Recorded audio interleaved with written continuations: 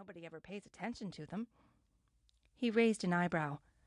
Some of our janitorial employees do that, but not this position. This one is cleaning up the women's restrooms. Candace's stomach turned. In her mind, she pictured the high school bathroom by fourth period, and that was only with a few hundred users, not thousands. There was no way she was going there. And the other one is? She managed to ask as diplomatically as she could. Cotton candy operator. I'll take it, she exclaimed, more loudly than she had meant to. Good. Lloyd stood up and opened a drawer in one of his many filing cabinets. He pulled out a stack of papers 2 inches thick and slammed them down on his desk right in front of her. The desk continued to shake for a moment as though there had just been an earthquake. Fill those out. Now? She asked, her mind boggling over the enormity of the task.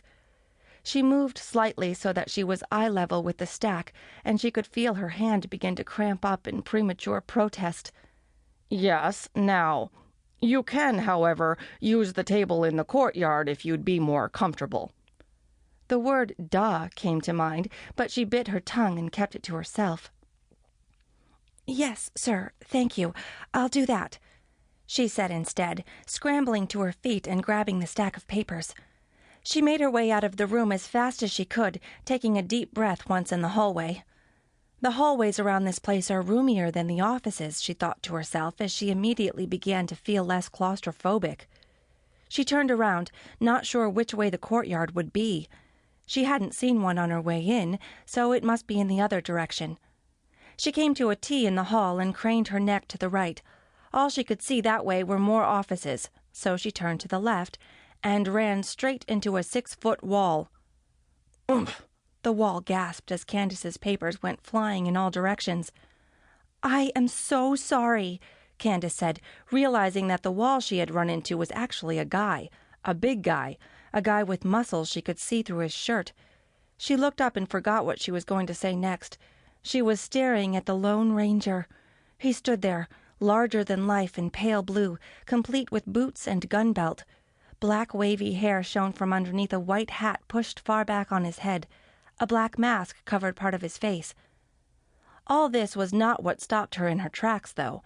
What took her breath away and caused her to stare like an idiot were his eyes. He had amazing eyes that were bright blue and crackled like lightning. He stared right through her, and her heart began to hammer. He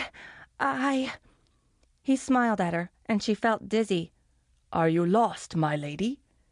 She nodded, still unable to look away from those piercing eyes. Here, let me help you, he said, bending down.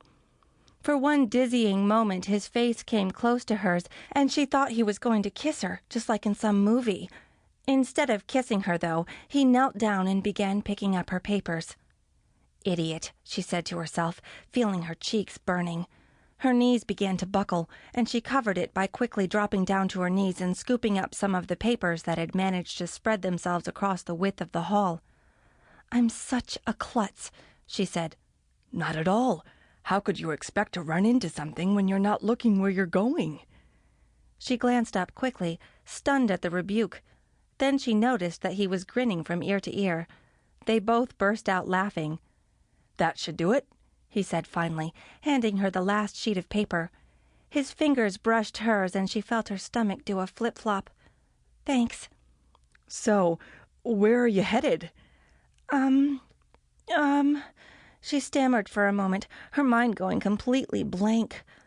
I take it you're filling these out? He said, tapping the stack of papers. She nodded, relieved as she remembered. Something was said about a courtyard that had a table. I'll show you where it is. She fell into step with him, and he led her down the corridor.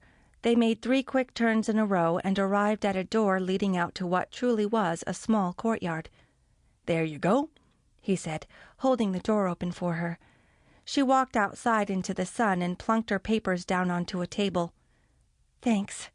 I live to serve. She couldn't think of something witty to say, so she just stared at him. He winked at her. I'll see you around. Then he turned and left. She sank down into the chair, her knees feeling weak. Who was that masked man? to keep listening to this audiobook. I've left you a link in the description so you can do it, at no cost thanks to Audible's 30-day free trial.